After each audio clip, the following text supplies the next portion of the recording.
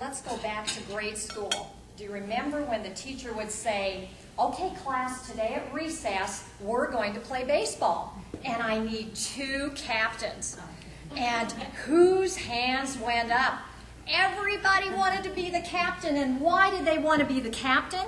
They wanted to be the captain because they got to choose the team, didn't they?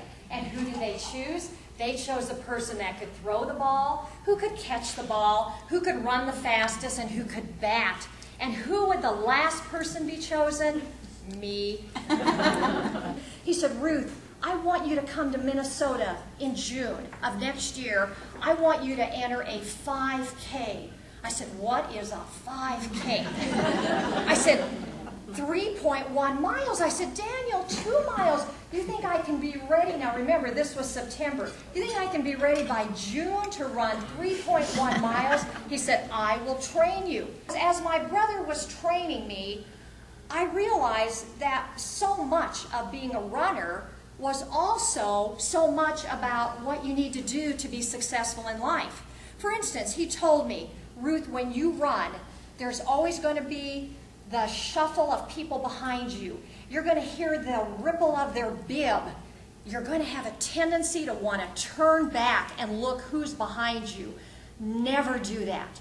Because once you turn around and look at your competition behind you, you're going to get off balance. You're going to lose focus on where you are going. You be the best person that you can be in that race, and don't worry about everybody else.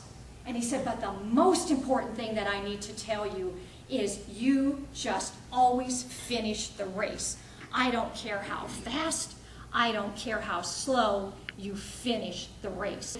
And so ultimately I did qualify and had the opportunity to run the Boston Marathon. But here's what was happening to me. I couldn't put a handle on my life at this point because I was in the best physical condition that I'd ever in my life been. But something else was happening. Professionally, I was asked to go through the chairs of an organization called the National Association of Insurance and Financial Advisors. This is my professional organization. And I was asked to lead primarily a group of professionals in the insurance and investment industry, primarily dominated by men, over 500 members, and I was asked to be the president. Things were changing. My production in my business was going through the ceiling. My confidence level, and all that I could think about is there has to be a correlation between my running and the way that I'm thinking.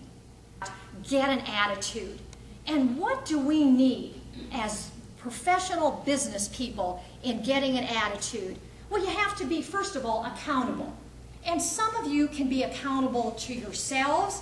Others of you maybe need to use the services of a professional coach to be accountable. Or a combination of both of them is terrific. But be accountable to somebody.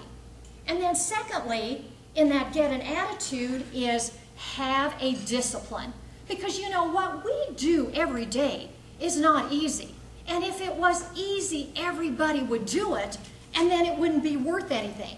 So if you can be disciplined in running, it's setting that alarm, even when I didn't want to get up at 5 o'clock in the morning, and knowing I've got to get out there and run, or else I'm going to not be able to do that marathon. So get an attitude, be accountable, and have a discipline. Another really important step is get in the game. I don't care what you do as a profession. Get in the game and have a passion. Set goals. Focus on those goals. Have those blinders on. So regardless of what's happening in the economy, regardless of what your competition is saying, you have such a passion that you are going to be the best for your client. No one out there is going to serve your client or your customer better than you are. And I want to share 3 things with you. First of all, before the race chooses you, make sure that you fill your water bottle. And when I say fill your water bottle before the race chooses you, you are business owners, what would happen if later on today you got a call from your doctor saying you have cancer or you have an illness, or if you get back on the street here to go back to work and you get in a car accident and you become disabled? Where is your income going to come from? Do you have the insurance to protect your disability income? One of the most forgotten kinds of insurance. What about if you're in partnership and you have a buy-sell arrangement with your partner in case something happens and one of you dies? What about if something happens and one of you are disabled?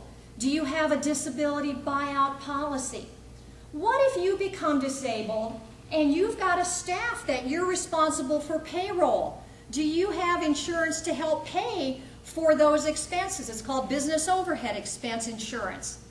Make sure that you fill your water bottle before the race chooses you. You have the obligation, regardless of what industry you represent, and my, don't we have great industries represented here today, to be the best for your clients. Because if you aren't, they're going to go someplace else. You need to have a passion so that when you're working with your clients and your customers, they're not going to think about going anyplace else. And you need to really listen to them. You listen to what their needs, and you go beyond and do what no one else in your industry will do. You fling energy bars to everyone else running the race. Everybody gets a medal at the finish line. We're here to cheer each other on. I think this is one of the most incredible organizations, and I'm brand new. But as my daughter said to me, she said, everybody here is so friendly. Everybody's got such an upbeat attitude. This is the kind of support group that gets you through if the race chooses you. Thank you so very much.